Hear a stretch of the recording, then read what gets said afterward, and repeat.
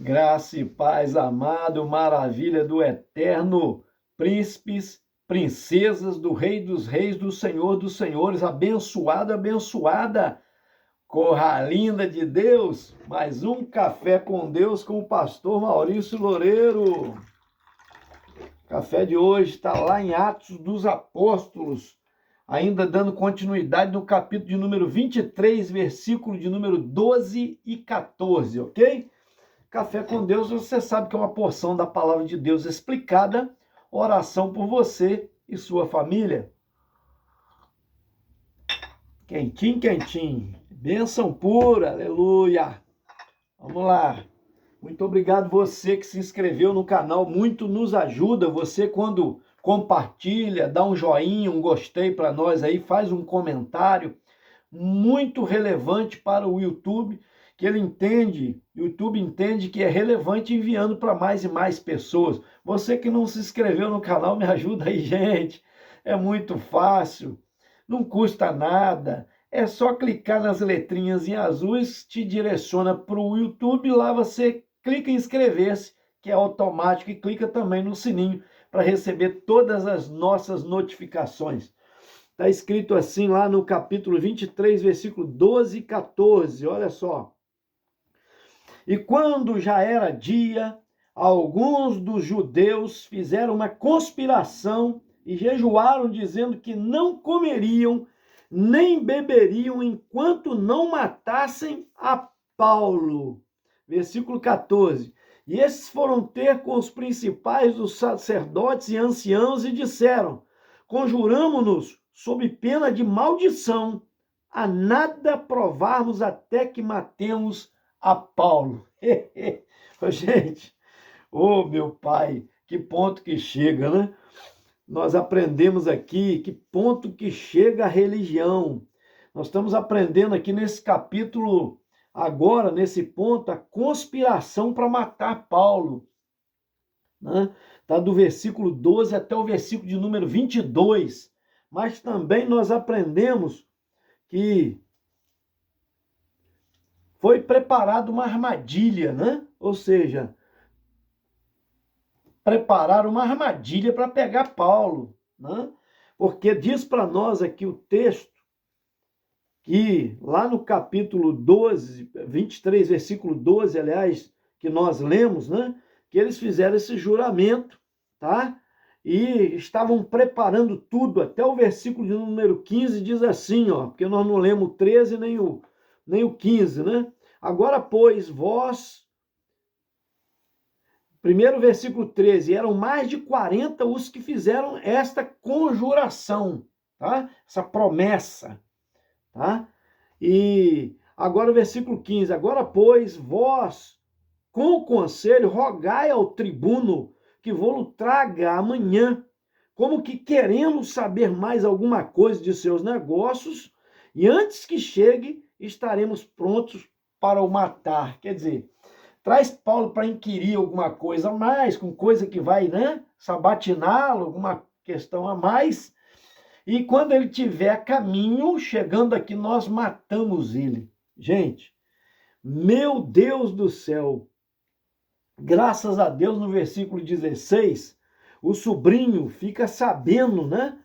E nós entendemos que isso daqui é providência divina.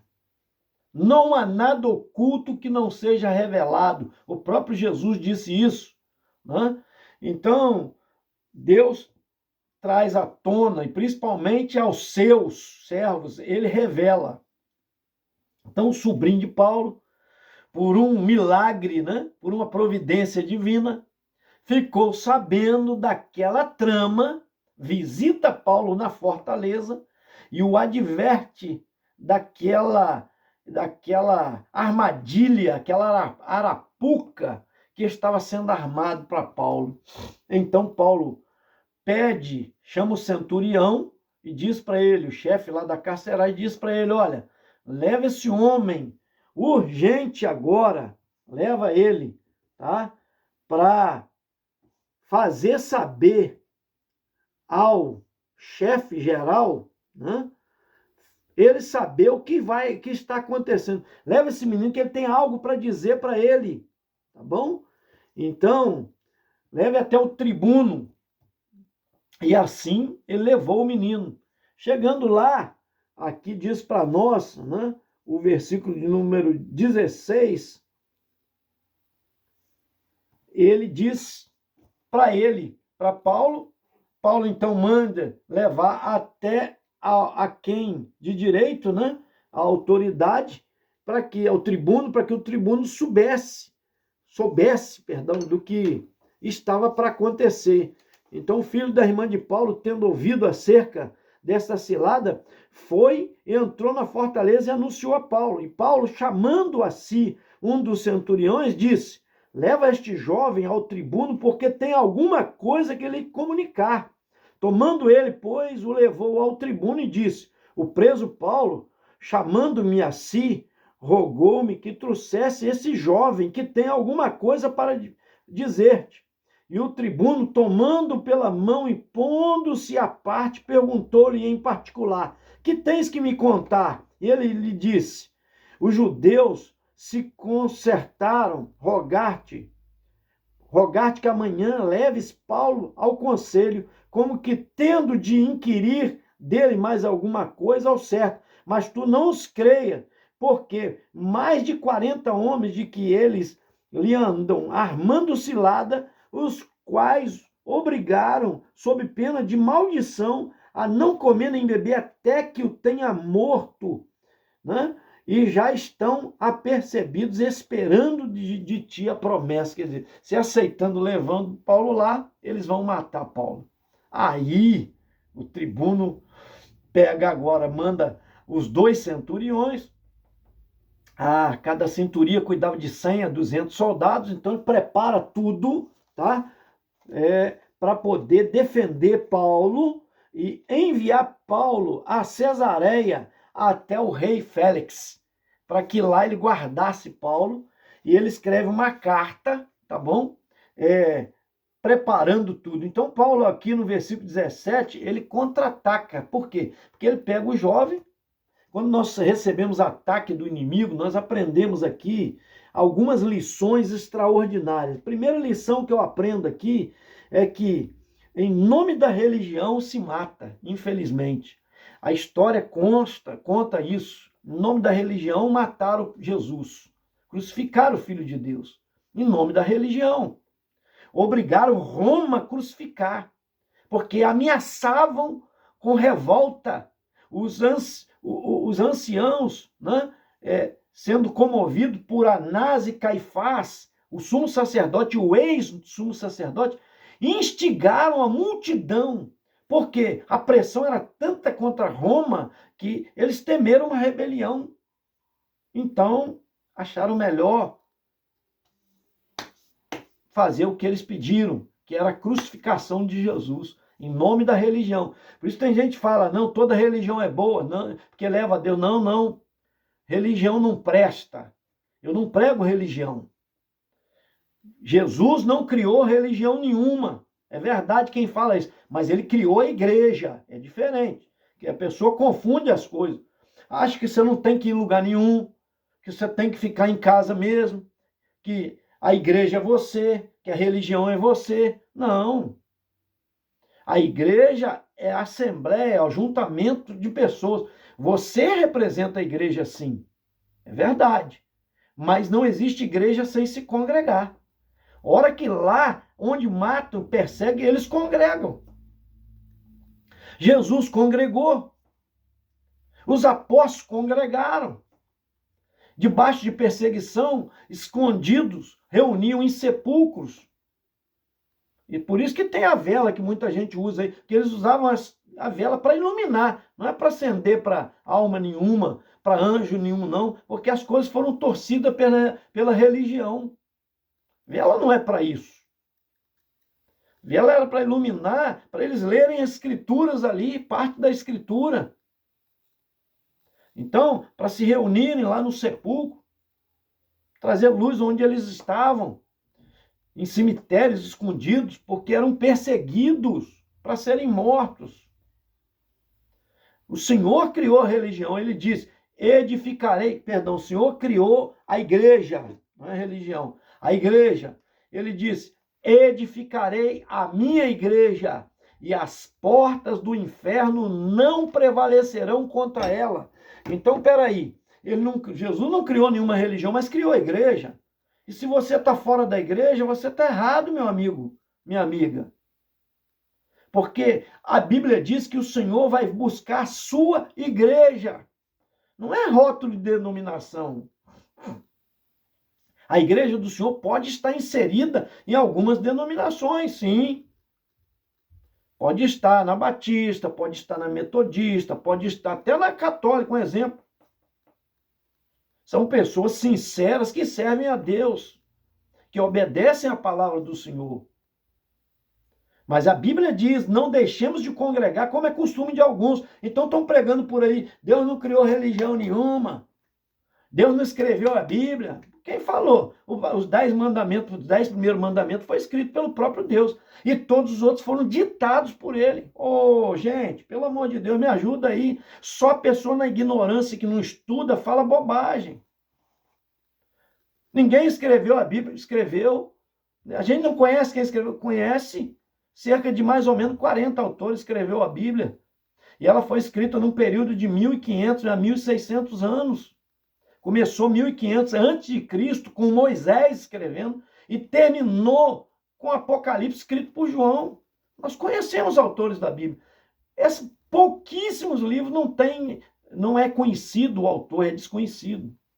Mas foi estudado pela igreja, foi debaixo de oração, para se escolher, para se reunir os livros canônicos, livros inspirados, debaixo de muita oração, de muito debate, de muito estudo e orientação do Espírito Santo, reuniu-se 66 livros, chamados livros de cânons, livros divinamente inspirados. Gente, pelo amor de Deus, eles se encaixam a sincronia. Muitos dos autores não conheceram outros, porque a Bíblia foi escrita por reis, por camponês, por médico, por pescador. Oh, meu pai, me ajuda aí, agricultor. Então, profetas, ora, como que não se sabe? Aí é querer arrumar desculpa. Mas a religião, ela não presta. Porque a religião está matando até hoje no século XXI. Você sabe que a igreja passou por uma reforma, ela teve uma época negra, difícil, que ela, em nome de Deus, ela matou pessoas, colocou pessoas na fogueira viva, amarrava em lenhos, em fechos de lenhos, e vestida a roupa com capa de bruxo sobre a pessoa, e com seus livros colocava lá e ateava fogo. E o povo batia palmo porque o povo achava que estava certo. Lembra que nós já estudamos alguns cafés passados, que o povo é fácil, é massa de manobra, fácil de ser conduzido? Igual hoje, está aí sendo preparada uma nova ordem mundial. Existem Illuminati que comandam o mundo, né? Bancário, parte do sistema bancário. Existe uma parte que é comandada pelo comunismo, outra parte que é pelo capitalismo, que são os bancários, como eu falei, os Illuminati. Existe outra parte que são os conservadores. Existem 3 poderes no mundo praticamente comandando o mundo. Mas a Bíblia fala sobre isso. Sobre 10 lideranças, depois 3 que se destacam, e entre essas 3 vai sair o anticristo. É bíblico, está escrito lá em Daniel. Tem vários livros proféticos que falam isso, e Apocalipse principalmente, gente. Pelo amor de Deus, me ajuda aí. A religião matou muita gente. Muita gente que se opunha a ela. E as pessoas são radicais, infelizmente, porque não aceitam serem contraditas, ou seja, contradizê-las. Elas colocam a sua verdade como absoluta. A verdade absoluta é Jesus. Jesus disse que ele é a verdade. Eu sou o caminho, a verdade e a vida. Ninguém vem ao Pai senão por mim, disse Jesus. Então ele é a verdade. Agora, fora disso, ideologia ser verdade, pelo amor de Deus, conceitos humanos ser verdade. Me ajuda aí, gente. Jesus deixou a sua palavra. Está aí Paulo agora sofrendo uma conspiração. Por quê? Porque pregou a verdade, porque pregou o amor, porque judeus não concordavam, queriam matá-lo agora, com falsas acusações, querendo matá-lo. Gente, hoje nós estamos vivendo em pleno século XXI, tem gente sendo morta por aí afora. Existe a igreja perseguida, a igreja que é torturada dia a dia, pessoas que são jogadas nas prisões, esquecidas por anos e anos, outros até sofrem prisão perpétua e morrem lá dentro. Por quê? Porque não aceitam a verdade, porque alguém falou simplesmente alguma coisa que não, ele não aceita, ele resiste àquilo para matar a pessoa.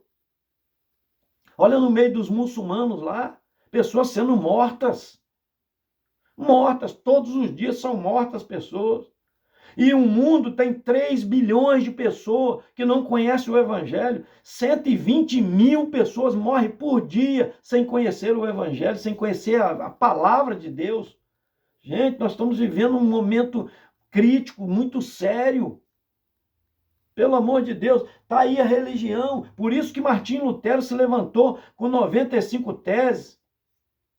Porque ele via esse tipo de aberrações. Eu não estou culpando a igreja de hoje, tá? Eu estou dizendo que viveu uma fase negra que precisou passar por uma reforma. Sim, é verdade.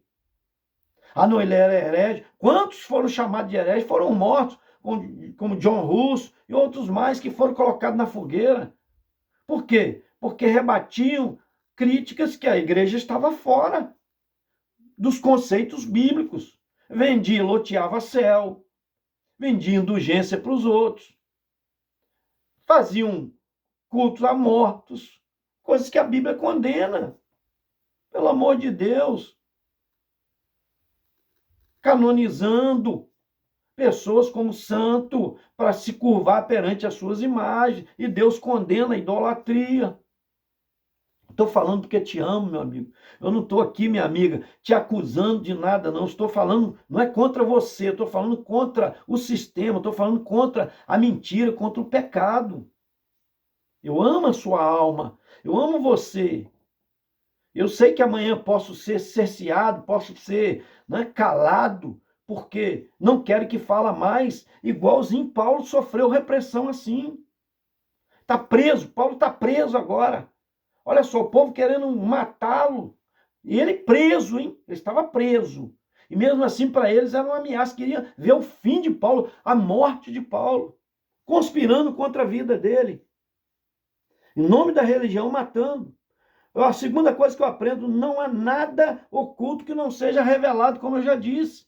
Graças a Deus que Deus traz à tona. Mesmo que as pessoas continuem com seus planos. Mas Deus traz a verdade à tona. Aí você continua acreditando na mentira se você quiser acreditar. E por último, eu aprendo ser de manso como a pomba, mas prudente como a serpente. Paulo, no versículo 17 aqui, ele usa de prudência. O próprio Jesus disse, você deve ser manso como a pomba, mas também prudente como a serpente. Paulo usa de prudência. Peraí, se eu deixar ficar quieto, eu vou morrer aqui em Jerusalém. E o meu desejo é ir a Roma pregar. Nem que eu morra lá, mas eu preciso pregar aos reis, aos líderes deste mundo, porque ali quem liderava o mundo era Roma. Eu preciso ir à Itália, eu preciso ir a Roma, ser usado por Deus. E o Senhor prometeu, falou com ele, lembra à noite? Não temas, Paulo, porque eu vou te guardar e você vai pregar lá em Roma ainda. E eu vou te usar lá. Assim como você teve coragem aqui, eu vou te usar lá. Promessa de Jesus. Mas ele está sendo prudente, porque ele chama o centurião, fala, esse menino tem algo a dizer. Né? Para o líder aí geral que comanda tudo, leva até ele. Então ele foi lá e levou o menino.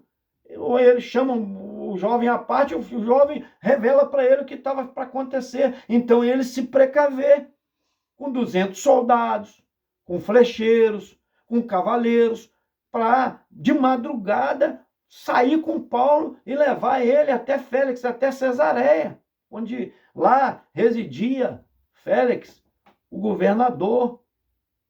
o comandante geral daquela região.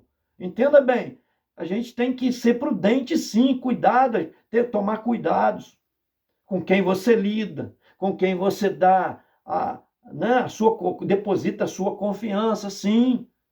A gente lida com pessoas, faz negócio, a verdade é essa, a gente tem que ter muito com o pé atrás, muito cuidado. Procurar saber, se informar, até para ajudar pessoas. Quem que você coloca dentro da sua casa? Quem que você abre o seu coração, conta a sua vida? Você pode estar arrumando problema para você mesmo. Com quem você fala certas coisas, que você se abre, às vezes fazer uma crítica, um comentário. Essa pessoa pode parecer ser seu amigo e ser um infiltrado, um traidor, alguém aproveitador da situação. Quantos se decepcionam com amizades aí afora, que pensava que era amigo e eram traidores, não é verdade? Então, minha gente, me ajuda aí, Paulo só fazendo bem, recebendo só coisa ruim contra a sua vida, conspiração contra a sua vida. Mas Deus está no controle. Vamos aprender com Ele, vamos crescer na graça e no conhecimento do Senhor. Quero orar por você. Pai, em nome de Jesus, coloco nas tuas mãos, meu Pai, santo e glorioso, a vida da nossa irmã Ivone Rodrigues da Cruz, que também pede oração pela sua neta Lídia. Deus amado também, Deus o NEM, a sua neta lá, Andressa, coloco nas tuas mãos. A Regina Zamboni também, saúde para tua filha em nome de Jesus.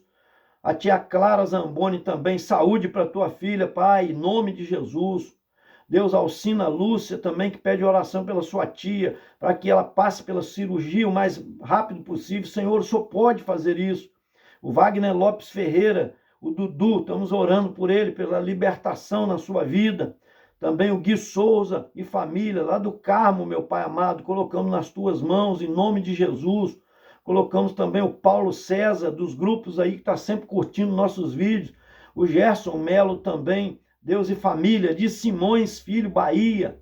Também o Tininho Teixeira, Pai amado, lá de Marinópolis, colocamos nas tuas mãos, ele e família, em nome de Jesus. O Mauro, primo também, dá saúde a ele, em nome de Jesus.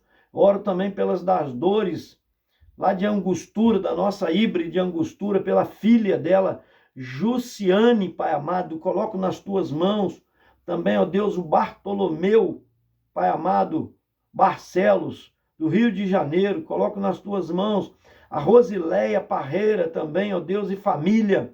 A Alcina Lúcia, já pedimos aqui. A Yolanda também, Pinho, que pede também, ó Deus, pela sua tia Leonides, colocamos nas tuas mãos, Senhor, para que a cirurgia aconteça. O Gui Souza, também do Carmo, Senhor, Deus amado, colocamos nas tuas mãos. A tia Jória também, mãe do Zé Ricardo, da Fatinha, colocamos nas tuas mãos, em nome de Jesus. Esse foi mais um Café com Deus. Te aguardo até o próximo, gente. Compartilha aí em nome de Jesus.